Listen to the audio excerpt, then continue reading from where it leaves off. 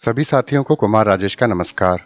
साथियों, एकादशी श्रृंखला में आज मैं आपसे परमा एकादशी के बारे में बात करने जा रहा हूँ। एकादशियों का वर्णन करते करते हम अपने अंतिम पड़ाव पर आ गए हैं। परमा एकादशी अधिक मास के कृष्ण पक्ष की एकादशी को कहा गया है। पुराणों के अनुसार एक समय युधिष्ठिर ने भगवान श्री कृष्ण से पूछा, हे जनार्दन, अधिक मास में कृष्ण पक्ष की एकादशी का क्या नाम है तथा इसका क्या महात्म्य है? कृपया आप मुझे बताइए। भगवान श्री कृष्ण बोले, हे राजन, अधिक मास में कृष्ण पक्ष में जो एकादशी आती है वह परमा एकादशी कहलाती है। इसे पुरुषोत्तमी एकादशी भी कहा गया है।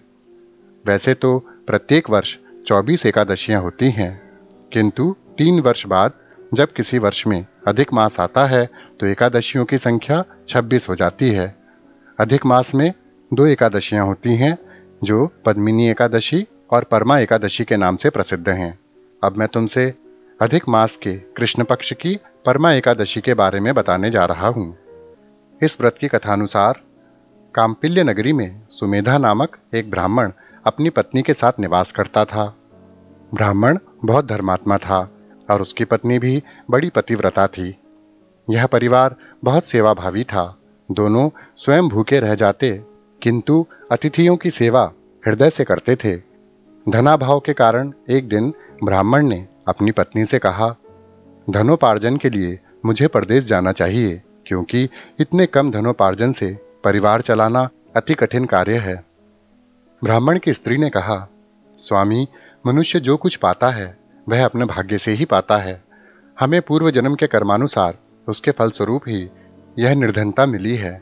अतः यहीं रहकर कर्म कीजिए। जो प्रभु की इच्छा होगी वही होगा। पत्नी की बात ब्राह्मण को ठीक लगी और उसने परदेश जाने का विचार त्याग दिया। एक दिन संयोगवश कौंडिल्य ऋषि ब्राह्मण के घर पधारे। ऋषि कौंडिल्य को अपने घर पाकर दोनों अति प्रसन्न हुए। उन्होंने ऋषि की खूब सेवा की। उनका सेवा भाव देखकर ऋषि बहुत प्रसन्न हुए। ब्राह्मण और उसकी पत्नी ने ऋषि से अपनी निर्धनता के बारे में प्रश्न पूछा। ऋषि ने कहा, तुम्हारी निर्धनता पुरुषोत्तमी एकादशी का व्रत करने से दूर हो सकती है। ब्राह्मण और उसकी पत्नी ने इस व्रत के बारे में जिज्ञासा सामने रखी।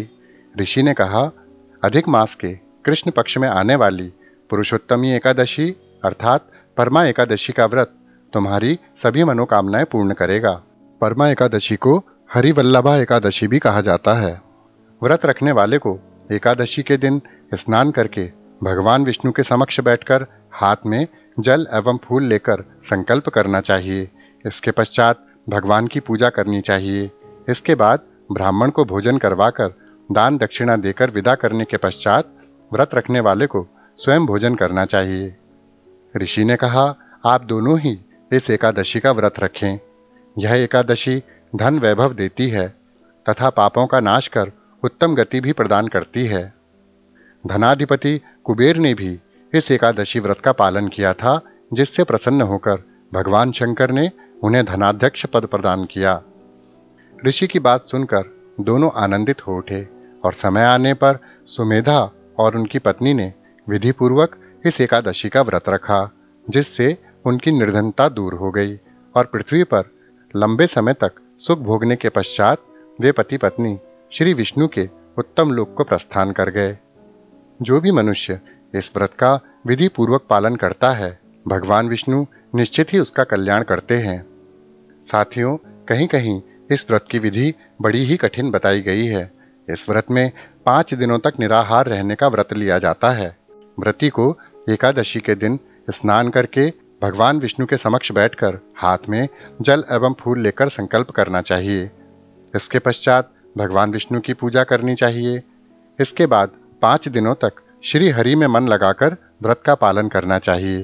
5वें दिन ब्राह्मण को भोजन करवाकर दान दक्षिणा सहित विदा करने के पश्चात व्रती को स्वयं भोजन करना चाहिए। तो साथियों, परमा एकादशी के बारे में यह जानकारी आपको अवश्य अच्छी लगी होगी। इसी के साथ अपने मित्र कुमार राजेश को विदा दीजिए। नमस्कार। सदैव खुश रहिए, मुस्कुराते रहिए। जय श्री हरि।